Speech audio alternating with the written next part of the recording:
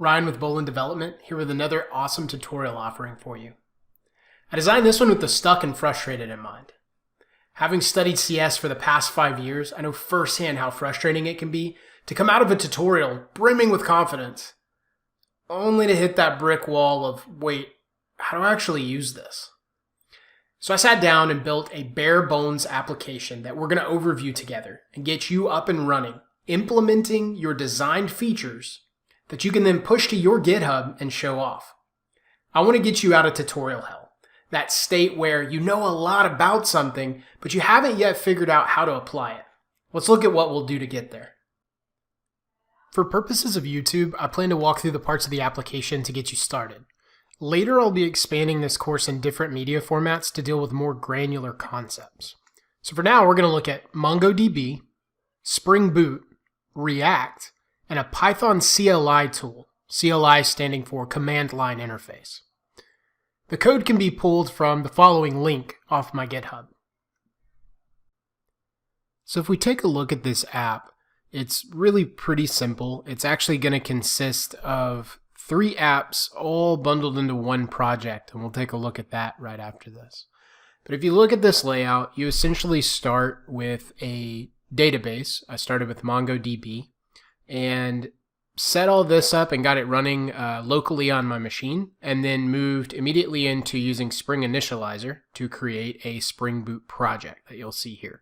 And in that project are several files. This won't be a Spring overview, but it won't be an in-depth Spring tutorial, but I will overview some of what these parts do. Basically, I set up a repository with a data access layer, and what this is doing is taking these questions and answer choices and basically pulling them out of the database or putting them in the database. It just creates a connection between the two, and I get to define the behavior based on what I want to do. So really, I focused on 3 main calls to just keep it simple at first, where we're going to get all questions, get a question by ID, or add a question. There are plenty more operations that we would need to add, and that will be part of the challenge of this project for you, is doing things like deleting a question, editing a question. You could add keywords to a question. There's so many different possibilities, and all of this would be handled in each one of these layers, because this database is going to get accessed through this data access layer in this repository, and then that information is being used inside of our controller where our API lives, right? And so this used to be a concept that really kind of threw me for a loop when I was first getting started in development. Was I understood that APIs were used for getting data, changing data, that kind of stuff, but I didn't understand what they really looked like inside of a system. It's really just some predefined code that says, hey, all this stuff in the database or the stuff in my app, handle it this way when I give you an address. So if I say get all questions, it should understand how to go into the database, get exactly what I'm looking for, and pull that back out. And we'll look at that in a second. Then inside of our Spring Boot application, really inside the project itself, I've put both the React front end, which is running with its own server, and then the Python CLI, which doesn't need a server. We're using Python essentially as a scripting language. So this could even be moved outside of the application and still work fine as long as it had the necessary things it needs to call the API and authenticate. So all in all, pretty simple project. We'll very quickly go over some of what this looks like in the code, but I'll mainly focus in on these operations right here. And then I'll give you some awesome resources for you to get started working on this project.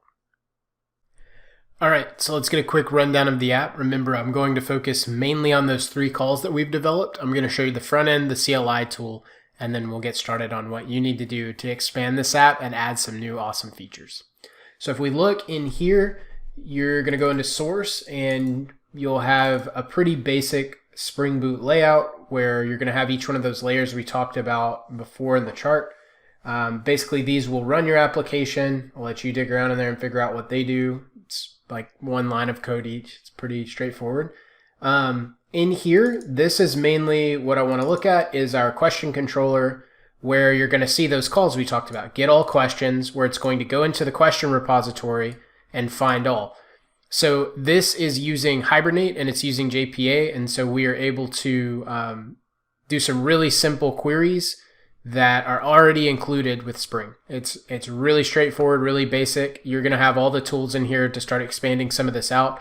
But we're going to have find all. You're going to have find by ID. So you pass it an ID. If the ID matches, give me that question. And then if not, return null. You're probably going to want to handle something there, but that's for you to decide, right? And then lastly, we're going to save any question that you pass into this endpoint. So this is an API. This is a basic API where if you send a GET request to just the basic questions, like just GET questions, it's going to give you all the questions. If you send that with an ID, right? So if you were to say, send a GET request to question / and then you gave an ID, it's going to give you that one question. And then if you sent a post request to question / create, you're going to pass it a question in the body. You'll pass it like a JSON question, and then it'll actually create that in your system. And don't want to spend too much time going over the code because you have this and you can look through it. But basically, we just made an interface to say these are those methods that we're going to use to talk to the database, and then we implemented them in this implementation file. And it's just similar code saying, hey, database, this is how we want to handle this situation, and this is how we want it to work. So yeah, pretty straightforward in the app. So this in here in your source file is going to be everything you need to work on the Java of the Spring Boot project. And then you will have 2 folders right here, tools and trivia. The CLI is going to live in tools. We'll get to that in a second. Really quick, let's look at trivia, where you're going to have a React application in here. And you'll see I've laid this out very cleanly and simply. So you will basically have a question with all of its answer choices, and that's going to live inside of a card, right? So you see the question right here is inside this card. And then that is going to live itself inside the app. So you'll see there are these questions, and I'll let you dig around in there. We'll talk a little bit more about, in the next section, what you could do here to really expand this and make it a really clean, just front end, almost like a front end GUI type situation for your questions, right? All right, so let's go ahead and start this up and see what it looks like. Okay, so if we were to run this and we're in our trivia folder, right? So this is where our React app lives. We should just have to hit npm start.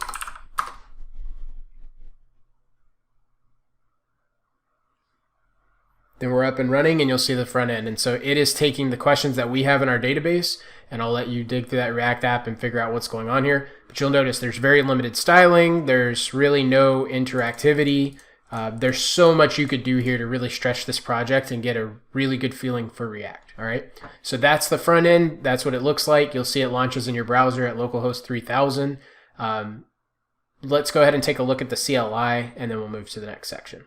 So inside there, I actually like to run all my Python stuff in PyCharm. It's not that it can't be handled or dealt with or run inside of IntelliJ IDEA, but I just like the separation of concerns and having this Python app over to the side. It just makes it easier for me in my Windows, okay?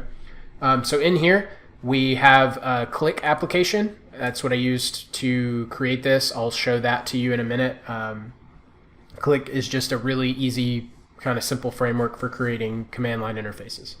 So you can give it a command, and I did. I said if I pass this flag in the command line, get questions, then it should throw this in here and say, okay, if it's get call in the questions API, get all questions. And you'll see right here, that's just going to go in, basically make a call to get my questions, and then it is going to print them out. That's it. That's all it's doing. And so you can run this because we have a setup py. I've said that this is the main point that we call this app trivia. And so this is the entry point. So the way that I always run these while I'm working on them is I just go in and say, I make sure, first of all, I'm in the source folder where my stuff is living. And then I just say pip, if I can type, pip install, and then we give it the editable flag and all, right? It goes ahead and sets up everything you need in there, and then you can just use the word trivia because I've said that that's the entry point. And then I throw that flag in there, get questions, and you'll see it just prints them out, right? So there's so much more you could do here. You could turn this into whatever you want, and that's the point of this project. So let's jump over now, talk about resources that I'm going to direct you to help you with this, and things we could look at to add to this project and make it your own. All right, so just a last little rundown of a few project resources. You're going to want to go to mongodb.com. They will have literally everything you need to get a database up and running on your local host. In fact, they have one of the most thorough online learning platforms for their product I've ever seen out of a technology. So you can start here with what is MongoDB, and if you want to go really in depth, they do have a free university course that they have created, and it's their experts teaching you how to use their products. So definitely check that out. Spring Initializer is something you probably don't need for this project because you've pulled the code from GitHub. But if you wanted to start your own project and just run this thing up from scratch to make sure you could start a web app on your own, this is going to be your resource to get started with Spring Boot. You're going to want to check out the React documentation, which lives at reactjs.org. If you're looking for a more in-depth tutorial, I'll be talking a little bit about this and what you need for this project. But if you want to just become a React master, I couldn't recommend anyone higher than Tyler McGinnis. So you can find him at his website with that same name. And then last, we want to look at Click. This is just going to be the documentation for the Click CLI tool. It's really easy, straightforward, compiles. I use this documentation all the time whenever I have to write CLI tools. And it just makes it really easy to get in there and figure out some things with code and practice some Python in a fun way. All right, so as we reach the end of this tutorial, I just want to give you a few things to kind of jog your brain and get you going adding features on this app.